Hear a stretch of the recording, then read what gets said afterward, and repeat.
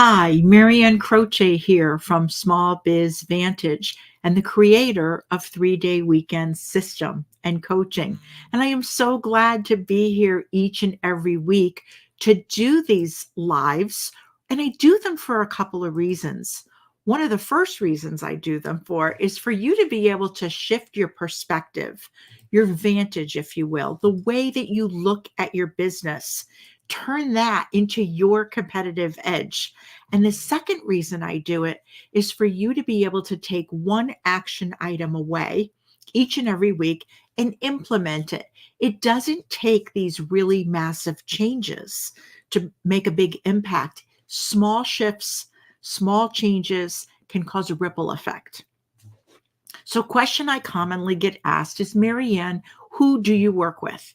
And I work with small business owners who are in the automotive business. And these are people that I admire and respect. They have grit, they have drive. And most of the people that contact me are in a position where they've reached different levels of success. And now what they really want to do is they really want to have a personal life, but they want to still continue to succeed in business. They really want a next level, but they don't want to be consumed by their business anymore. So that's where I come in and I help. So let's get started.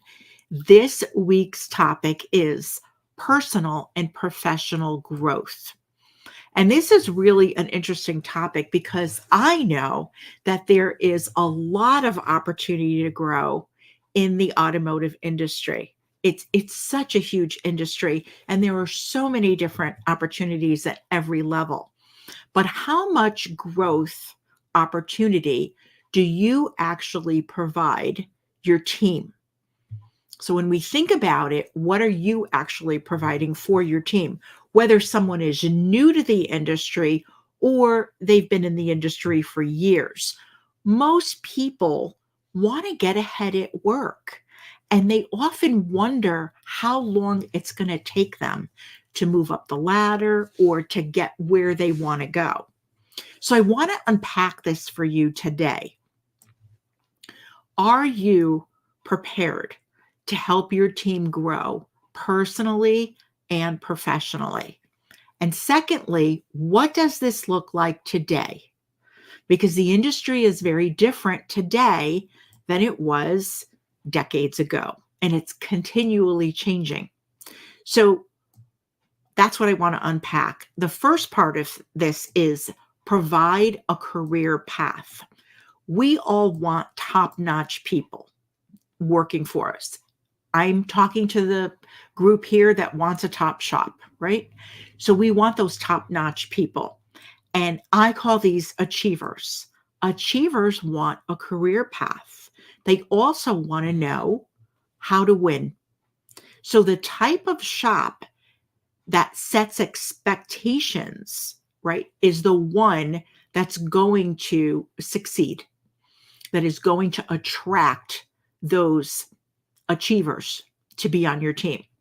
So there's different ways that you can do this, and I want to list 5 of them. The first one is continued learning. And you want to let them know that this is an expectation, that this just is part of how your business operates. So continuous learning, provide ongoing education. It could be formal training, it could be workshops, online, or self-directed learning where they pick and choose. But the idea is you're providing that. The second thing is giving feedback. Encourage feedback from supervisors or managers, other team members, and even customers. You want them to understand where the customer is coming from. Constructive feedback really helps identify areas for improvement and growth. So very important. And achievers want feedback. The third one is set goals. So both short and long-term goals. Make sure that your team members' short and long-term goals are aligned with the company's core values. Very important. You want alignment there. When you have to sell it to someone or pitch it to someone or get them to buy in, that's work, right? I say have people come into your organization that are already aligned with your core values, with the company's core values, and regularly review and adjust goals when they're achieved. Definitely review those on a regular basis so that you can set new ones or you could refresh them. The fourth one is collaboration. Encourage teamwork in your shop and healthy relationships with peers and other professionals for mentoring and for different perspectives. So, a great example would be maybe if you were doing a job shadowing program and you had younger students coming in, you want your team to be able to hear the questions and really listen to the questions or the concerns that these students have, and also be able to learn from them, look at the different perspective and see what these young people, their thought, their opinions, their views of the industry are, and really help them, because we can learn from them as well. And then be there as a guide. And then the last one is take on challenges. Allow your team to take on challenges.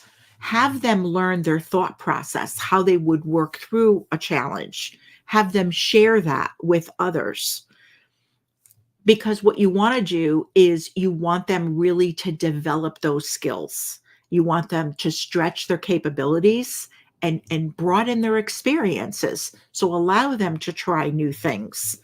Sometimes it's with guidance, and sometimes, you'll give them a different project or a new project, something that they've never worked on before.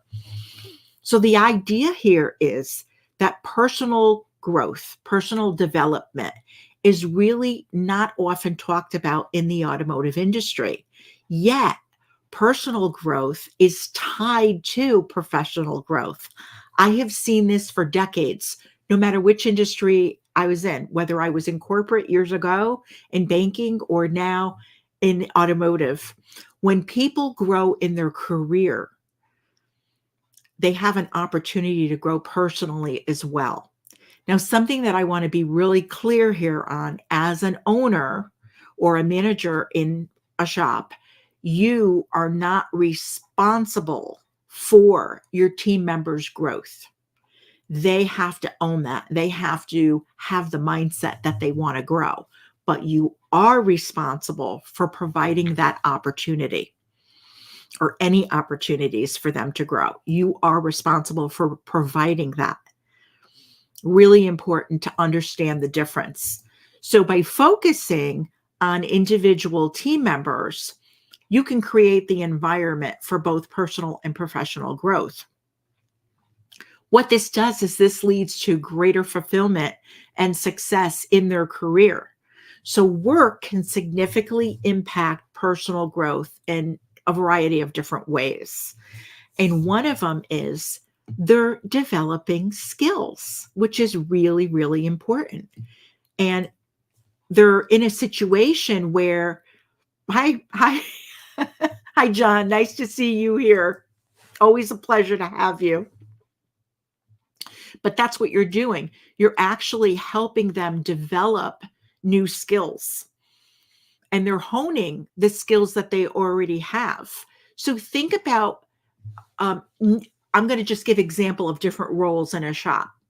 A technician is going to be developing their skills to work on the vehicles, but they're also going to be developing other skills, maybe people skills, communication skills. Another one would be problem solving.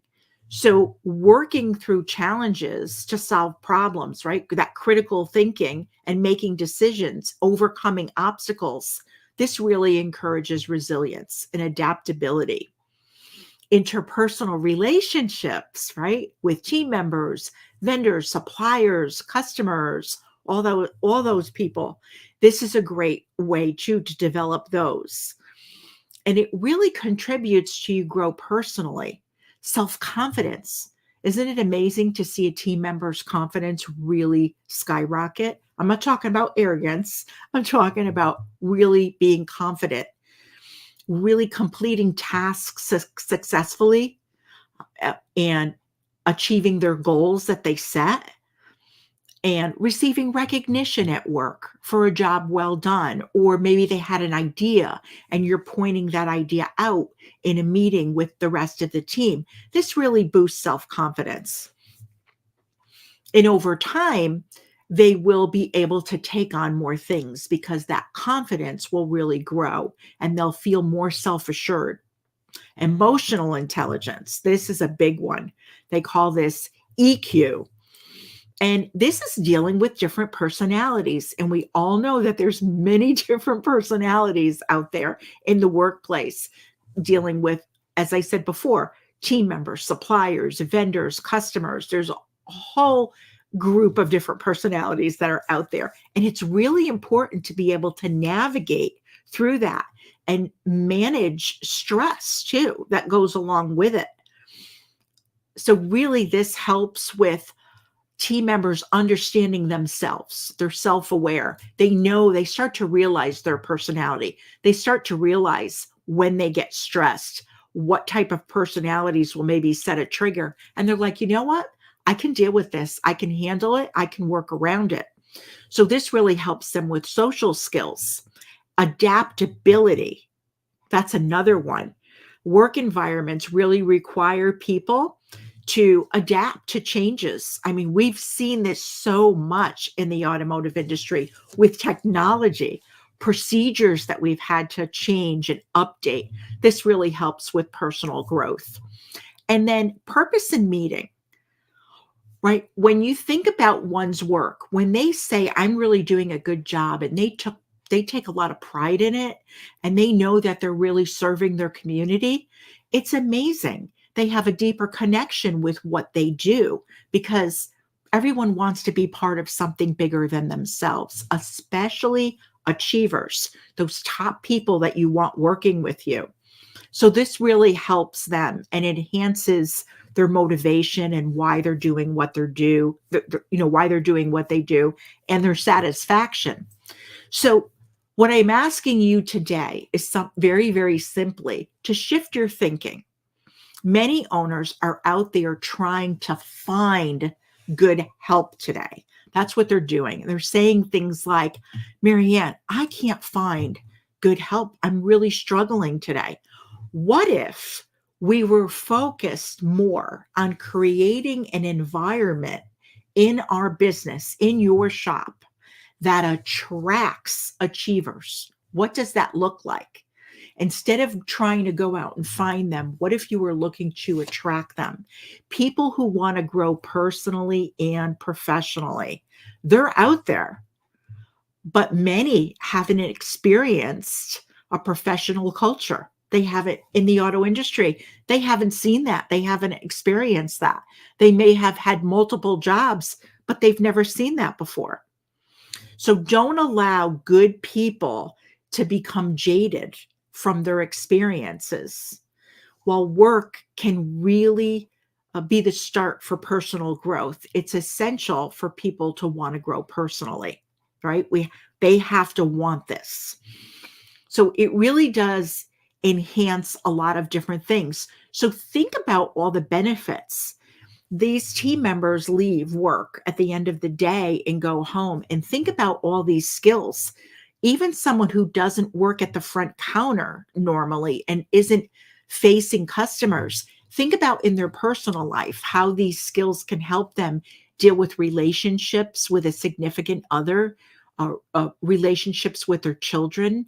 Maybe they want to get involved at the school or in their child's sports coaching, and they have to deal with other parents. How would developing these personal skills at work really help them in their personal life? So I'm sure you can make the connection and really see the benefit. Yet a lot of times in the industry, we don't think about the personal side. We only think of professionally training them, sending them for more training on, how to improve their skills at work. So I want to leave you with a pro thinking tip. Be the type of shop that encourages personal and professional growth, because This type of business model really does attract achievers. Too many owners are just trying to find good help today. How about creating a growth environment that attracts the best people for your team? Be the example by growing personally and professionally yourself as an owner. Build and develop skills as the owner and leader, because that's a great example to show your team that you don't know it all, that you're still learning and you're still growing. So I want to thank everyone for being here. I'm so glad that you were able to join today. John, thank you so much for your support. I really love having you on, and I appreciate all of your comments.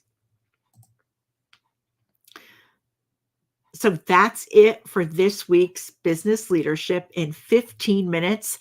Have an enjoyable week.